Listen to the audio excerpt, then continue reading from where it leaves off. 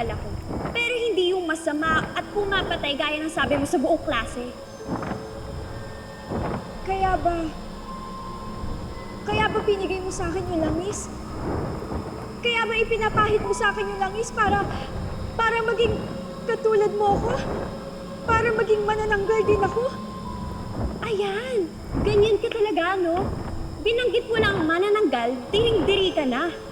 Napaka-judgmental mo talaga, kaya ganun mo na lang ako ipahiya. Maybe, sorry na. Hindi ko naman intensyon na masaktan ka at saka ma-offend ka eh. Ang problema sa'yo, hindi ka nag-iingat sa sinasabi at nire-report mo. Tsaka, pwede ba? Huwag mo na akong tawaging best. Dahil simula nung pinahiya mo ako sa buong klase at sa social media, wala na. FO na tayo. Friendship over. Ikaw? Ikaw yung nakita namin nung gabing yun? Oo, nagpapahangin lang ako noon. Nag-chill-chill lang.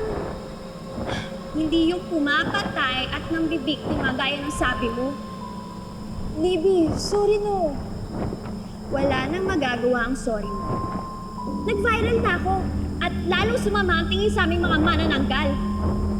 Kaya next time, maging responsible ka naman sa nire-report mo. Member ka pa naman ng school journal.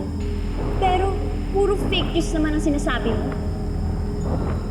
At tsaka, bakit ka ba galit? Nakapag-relax ka pa nga, di ba? Kaya todo pahit ka. Nakita mo yun? Naman! Kailangan ko mapanood ang first transformation mo. Kasi, deserve mo yan. Okay. Libby, sorry. Hindi ko naman talaga sinasadya eh.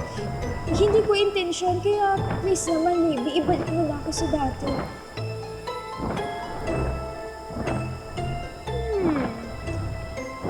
Pag-iisipan ko. Libby, please oh. Please naman, Libby oh. Paano na ako nito sa school? Sige nga, isipin mo yun. Paano kung makita nila ako na ganito na ako? Paano kung makita ako ni Dylan ng ganito? Problema mo na yun.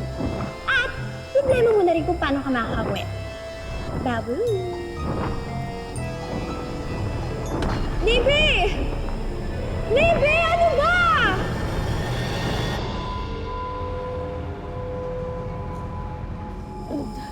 Lola, thank you po sa pagsundo.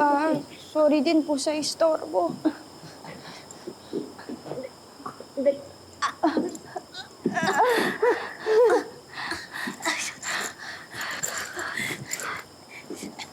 Ay, ang importante na nakauwi ka na. Kinakabahan nga ako dahil nagdilim na eh. Sabi ko na nga ba, mangyayari uli ito. Ano ba sabi ng Libby na yun, ha?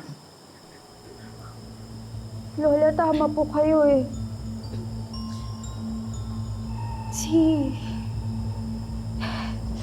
Si Libby po yung manananggal. Siya po yung dahilan kung bakit po nahati yung katawan ko. Kung bakit po meron ako nung curse na to, Lola eh. Akala ko pa naman po mag-best friends kami. Pero trinaydor ka niya. Tumawag tayo ng albularyo. Ipapatawas ko yung bruhang yun. Lola, okay lang po. Huwag na po. May kasalanan din naman po talaga kasi ako eh. Na-offend ko po siya. Tapos, nasaktan ko po yung feelings niya. Mapapatawad niya din po ako. O pero kailan pa? Kung ganyan ang ginawa niya sa'yo, ibig sabihin talagang matindi ang galit niya sa'yo. Hana, hindi ka naman pwedeng habang buhay na manananggal. Nag-aaral ka, may scholarship ka, may mga pangarap ka pa. Tsaka paano natin sasabihin sa mami at daddy mong nangyaring ito? Hindi naman natin pwede itago ito forever. Huwag po kayong mag-alala, Lola. Ganito na lang po yung gagawin ko. Kakausapin ko po nakakausapin si Libby. Tapos magsusorry po ako sa kanya. Hanggang po sa mapatawad niya ako. Ganun na lang po, Lola. Sa ngayon po, mag-iingat na lang po ako. Sandali lang ha. Ikukuha kita ng tubig.